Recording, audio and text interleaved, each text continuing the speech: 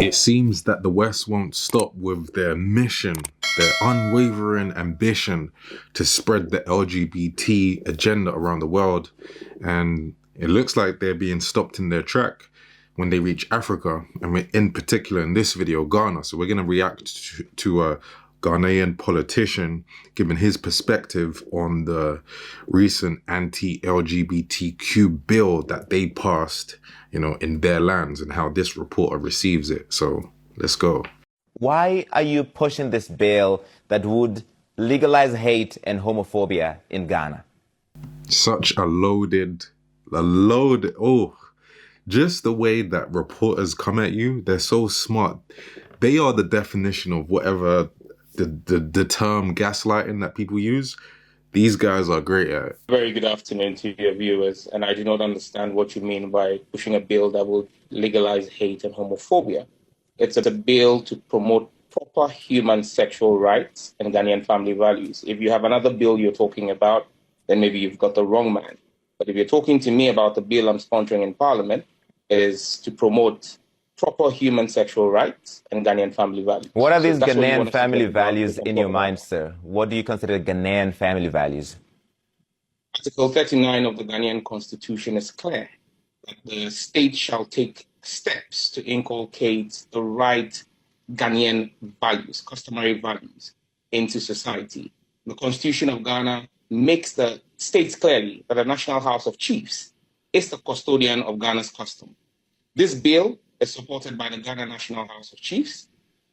Our fourth consultative forum, which was held in the Ashanti regional capital of Kumasi, was actually sponsored by the National House of Chiefs. And the president of the National House of Chiefs spoke extensively at that conference, where Ghanaian culture forbids homosexuality. And so Ghanaian culture... These members of the LGBT community we're speaking to, sir, are also Ghanaians. They are also Ghanaian. They are part of Ghanaian culture. And they're saying they're gay, they're transsexual, they're bisexual. They are also Ghanaians.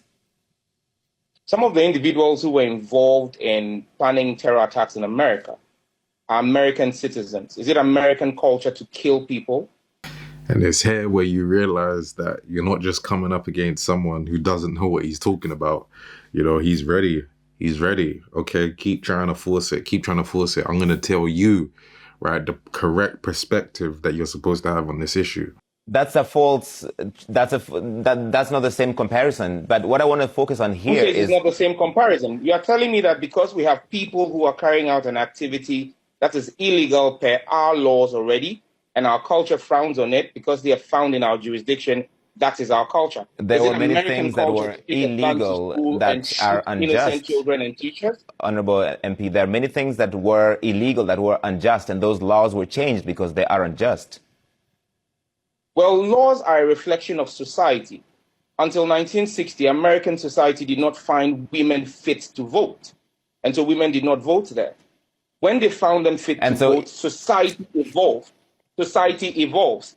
At this point in time, the Ghanaian society is in a position where it says it is not welcoming of homosexuality. And any other person must respect the views of Ghanaian society. The CDD, which is a far-right, liberal think tank here in Ghana, carried out research, which was published on the 1st of July. In fact, the academics who have sent in a memo against this bill have two of their fellows, the CDD's fellows in there, the Center for Democracy in Ghana, Democratic Development. They've been clear.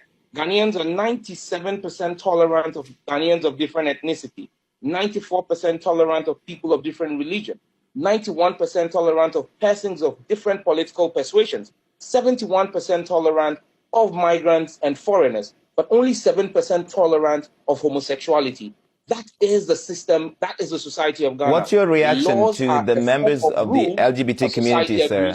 And then notice how he's not going to address that. This is what these people do, these reporters, I mean, and people who are really trying to force their agenda on that side. They don't listen to any facts, statistics, so on, all of that. However, they will say, trust the science, trust our facts when they want to present facts. So he just presented statistics. Okay, let's move on. Let's just go to the next point. Same thing that the person the BBC reporter who was speaking to Elon Musk, as soon as Elon Musk was making good points, all right, let's just move on to the next one. That's their tactic. That we've been speaking to who tell us they're afraid for their lives when this bill passes, if this bill passes, that they're afraid to even leave their homes. Well, anybody who is engaged in an illegal activity should be afraid of the law, shouldn't you? Then there will be no essence of law. But let's be clear about this. The United States in 2021 remains the most dangerous place for homosexuals. As of June 2021, an independent story, a story run by the Independent. Sir, this is not about the United States. This is about Ghana. This is about Ghana. Homicide. This is about Ghana, so I want to focus on Ghana, sir. See, when it's being put back on them, all of a sudden, no. Let's just move on to that. Anything to deflect, maneuver, slip, slide, they're throwing stones from their own glass house, basically. It's crazy. Hang on. Let me ask the question. Let me ask you the question, sir. This is about Ghana. You are, as part of this bill, legalizing conversion therapy, which UN experts consider torture. Do you believe that homosexuality can be medically treated? Well, tell me how individuals who are born men and decide to become women. That's not an answer. Do you believe that people can be cured of homosexuality by some sort of treatment? I apologize. We appear to have lost the MP, Sam George. The connection is not that great. If we can reestablish that, we'll try and come back to him. And before we lost you, we were talking about conversion therapy, which is considered torture, and your bill would legalize that. Do you want to torture people in the name of curing homosexuality? Again, you see how they're able to just phrase questions in a way that is so loaded and biased. Like, you might not necessarily have meant it like that, but they're okay asking it like that to set up the programming and the programming on the spectators on their side, and also to set up the context. They're not going to ask it just unbiased. Hey, what do you think on this? They're going to say, no, well, actually, you think this. And if you want to do this thing, it means that thing. So do you want to do that thing? I was making the point that the individuals who decide to become transgender, who decide to change their sex from male to female, apart from undergoing surgery, also engage in hormonal treatment. Is that torture? Because I don't see how different hormonal treatment is from what you call conversion therapy. Is not the same as conversion therapy. These are very, very different. This is a false equivalence you're making, sir. No, what's the difference? I would need for you to I am not a medical expert, but it's been by UN experts who look into this have. So it's funny. Look, he's saying what it is as if he's an expert. Then he's being asked to go into it. Oh, but I'm not an expert. I can't speak about that. So why are you making the claim? If you don't know what you're speaking about, then don't know what you're speaking about. Considered conversion therapy as torture. Expert, Larry, if you're not a medical expert, and I'm saying to you that we've spoken to the experts here in Ghana, and there is nothing different because conversion therapy is a hormonal treatment. And I'm saying to you that when the individuals choose on their own volition to change their sex, they undergo hormonal treatment. Men go and take estrogen shots to be able to develop female features. And that's the same thing. That is not the same thing. That is not the same thing. But I want to move away from that because you talked about the United States. You talked about the United States. This American organization held a conference in Accra in 2019. And shortly after, you introduced a bill with the same language, including family values. So you're influenced by a right-wing organization, which is considered one of the most hateful organizations exporting hate around the world. Is that correct? It can't be farther away from the truth. Larry, I was never, myself and none of the 7 other colleagues of mine was at this conference. In fact, this conference came to my notice after the CNN's David Mackenzie asked me about it.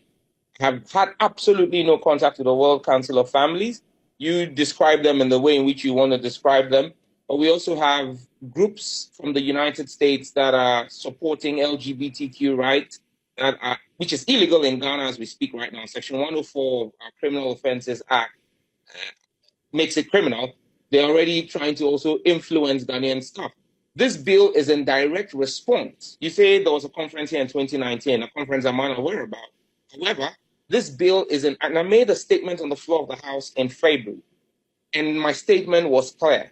It was in response to the opening of an LGBTQ plus advocacy office in Ghana in January. That was supported by members of the diplomatic corps. So you want to make it difficult for anybody to live an open, free life because of who they love in Ghana, and you want them to go to jail for 10 years. Do you see how much they load the questions? Like, they would take the information, but they don't present it in the strictest, unbiased way. It just comes packaged with things and meanings and assumptions that you never put onto it. But it's masterful communication otherwise. Like, apart from that, you can actually applaud it and say, it's silly, but it is masterful. Well, you haven't read my bill. It's a misinformation to say that anybody who's found guilty of homosexual act to go to jail for 10 years. That's a misconception you're peddling, and you should not do that. They can go to jail up to 10 years. This is just one of the many penalties that is in the bill, sir, that you're encouraging Ghanaians to report anybody who is suspected of being LGBTQ. Is that correct? Larry, I would advise that you take a job at what you're doing. Okay, if you want to put a spin on a bill, right? This is my bill that I passed before Parliament. I'm going to read to you section 6.3 of the bill, or clause 6.3 of the bill, or 6.2 of the bill. A person who commits an offense under paragraphs A, B, C, D, E, F, G of subsection 1, which is the section that lists all the offenses, commits a second-degree felony and is liable on summary conviction to a fine of not less than 750 penalty units and not more than 5,000 penalty units, or to a term of imprisonment not less than 3 years or not more than 5 years, or both. So when you talk about 10 years imprisonment for persons engaged in homosexual activities, you are misleading the world, and that's unfortunate. All right, so you think, okay, 10 years is too much, but 5 years is perfectly fine for somebody who's gay in Ghana to go to jail. Well, that is the punishment for a second-degree felony in Ghana. And the activity of homosexuality is a second-degree felony. Honorable George, are you just a hateful person who does not want people who are different from you to have a life in Ghana? And all of the other tricks didn't work, so he said, you know what, let me just throw the entire thing that I have left, all of my logical maneuvers that I tried, added with a spark of emotional manipulation. That didn't work, so let me just throw the whole thing. Let me just throw the whole thing at him. That is a defeatist approach to ask me a question, a defeatist line of questioning, that I'm a hateful person. If I'm a hateful person, we will not be protecting the rights of persons with LGBTQ and saying that you should not, they have a right. They have a right to a fair trial before the competent court of jurisdiction. Section 22 of our bill prohibits extrajudicial treatment, and you're not highlighting that part. That part is in the prohibition of extrajudicial treatment. A person commits a misdemeanor if that person verbally or physically abuses, assaults, or harasses a person A, accused of an offense under this act, or suffering from any gender or sexual identity. But yeah, that's why I can't, I don't have anything against anyone or what they do. I really don't care, but I can't support the movement because it's laced with such forcefulness. It just doesn't even make sense. Let people practice what they want to practice. If it's not in their culture, it's not in their culture. Just don't go there. Like, it's really not that big of a deal from my perspective, but that's my opinion. I want you to comment down below, let Reemus know what you think, and I'll see you in the next video. Peace.